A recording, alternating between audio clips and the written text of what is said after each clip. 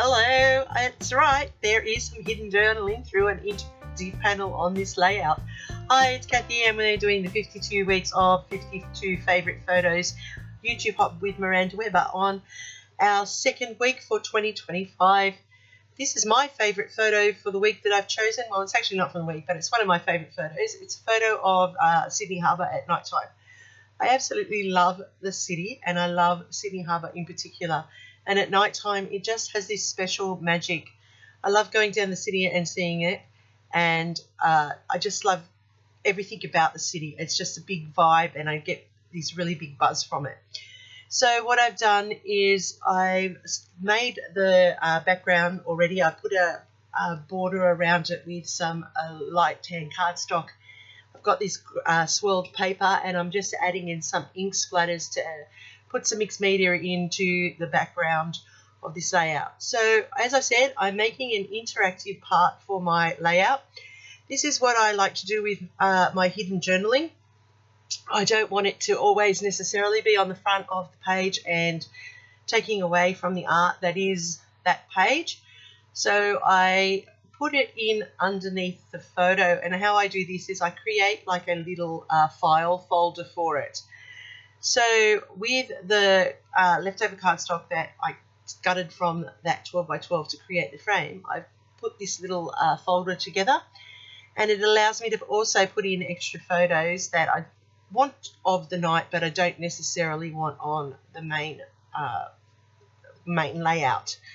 So I'm just corner rounding the end of this cardboard, which will become a tab for the lift function on this folder, and it will sit on the page as a, well, it will look like a single folder, a single picture, but it actually will have multiple underneath. Now, as I said, Sydney Harbour is one of my favourite places, actually the whole city. I just have this vibe from it.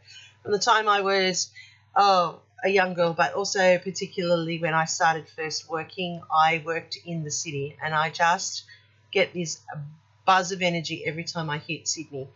Our harbour is absolutely stunning. It is one of the best in the world and people rave about it every time they come.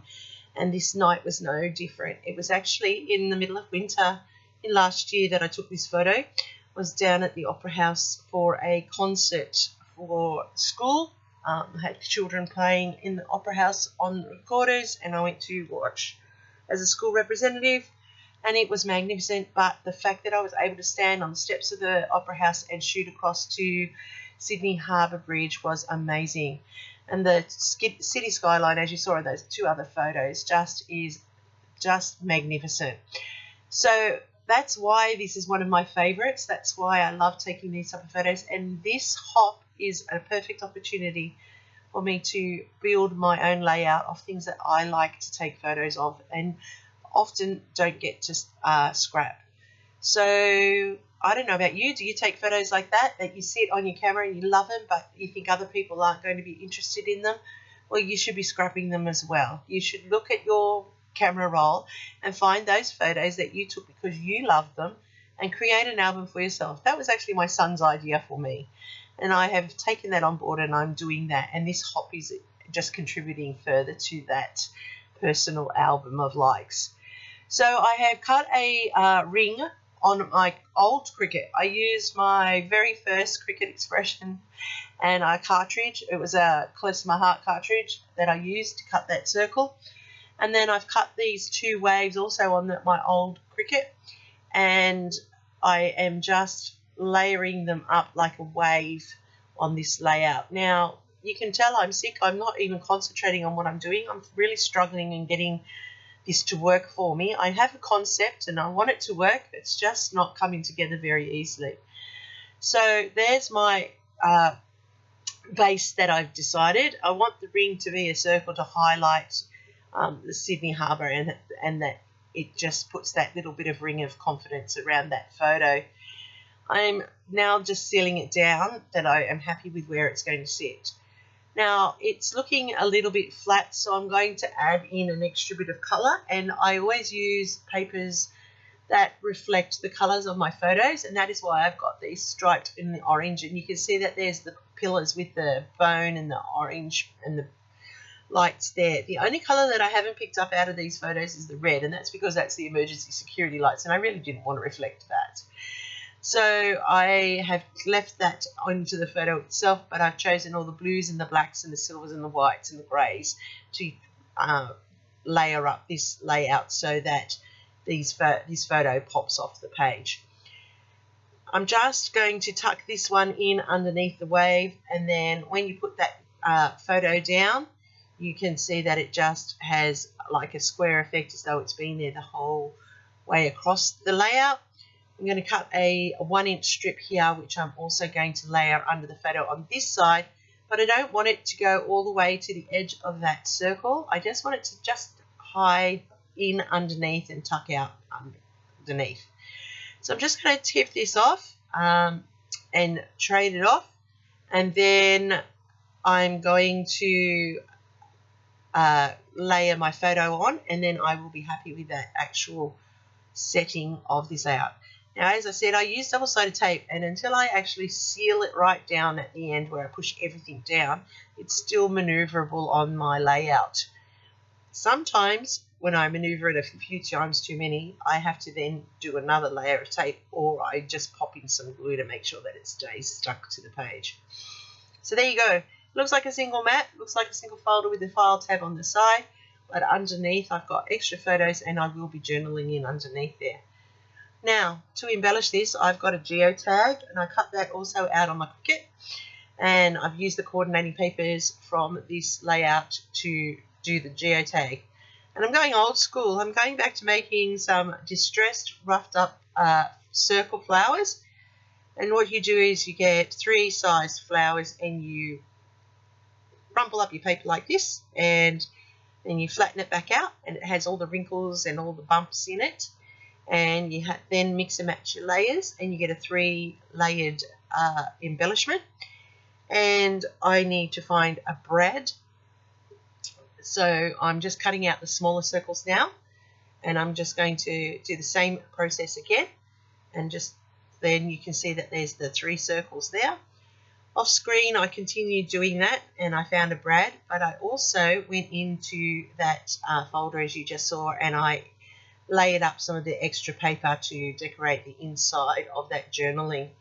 Now, when I put these pages into my albums, I do put them into protective sleeves, but where that interactive is, I slice the protective sleeve and pull that through so that it's an interactive flap on the layout, and the layout is protected and it doesn't move because the slip is not that big and the photo holds it in place. Now, I have this old sticker sheet, and I'm concentrating on the alphas, getting rid of my alphas. So I'm putting in a sticker title, which is very unusual for me, but I like the convenience of it actually, and I forgot how convenient it is to have stickers to layer up your titles.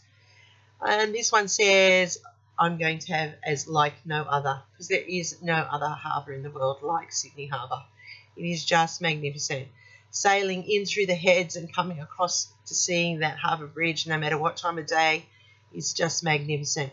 Walking around the harbour's edge and looking at it. The world sees it on New Year's Eve when the fireworks go off, but there are so many times throughout Sydney's year that it is lit up beautifully, and I just love the water reflecting it. So what I'm doing now is I'm just adding in some faux stitching. Do you do that on your layouts? I like to do faux stitching to finish off my layouts. I just like to put that little bit extra to it to make it stand out, make the whole thing finished off, and instead of just sitting against the frame. And I'm decided that I'm just going to be true to me and do what I like doing best. I am putting down some glue to make sure those end pieces are stuck beautifully, like I said. So I'm just going to add in the date. Don't forget to do that. That's really important when you do your layouts, to put in the date at least. I am using some Pearl Nouveau drops now into 3 clusters here. They're setting up that visual triangle for the eye to roam around, and that's basically my layout. I do like how it has come together. I love the colours that I have chosen. I put them in around the layout strategically. I just added in a clear Nouveau there to make the lens stand and pop. So there you see the journaling inside and the decoration carrying on the pattern with the wave. It is to emulate the Harbour Bridge in the curve. That's how this has come together. I hope that there's something here that inspires you to grab your papers and have a go. And you know what? These papers I just found today, and I didn't even know when I bought them. I just thought, wow, how perfect for this photo are these papers. And I was just going through my stash. Do you do that too? If you do, leave me a comment. Let me know. How many papers have you found just by surfing your stash? Okay, like I said, this is like no other. There is a full playlist below. I can't wait to go and see what everybody else has done for their favourite photo of the week. Please give us a thumbs up and go and check out the rest of the plays. I'm sure you're going to be amazed with the talent that's out there. Thank you once again for watching, and happy scrapping till next time. Here's my next video recommendation that I reckon you should be watching.